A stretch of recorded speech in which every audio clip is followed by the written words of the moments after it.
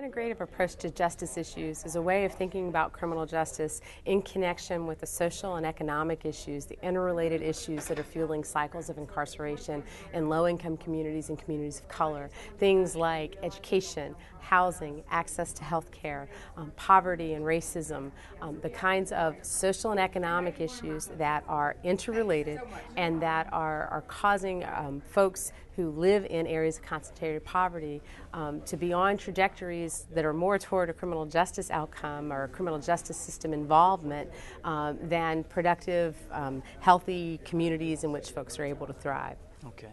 And how can the federal government, in particular the executive branch, help this approach?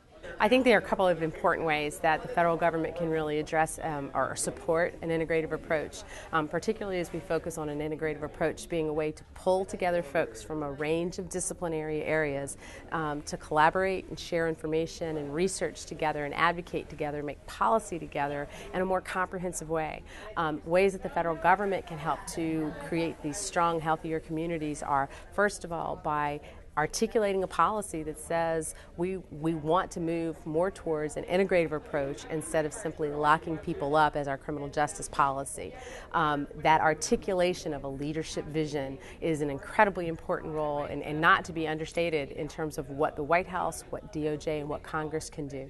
There are some very specific pieces of legislation that are pending that are more supportive of an integrative approach. Things like the Youth Promise Act, things like the Justice Reinvestment Act are opportunities for Congress itself to use its arm, use that branch of government to seed and energize local efforts to address issues that are fueling cycles of incarceration in a more robust and comprehensive way, a more integrative way.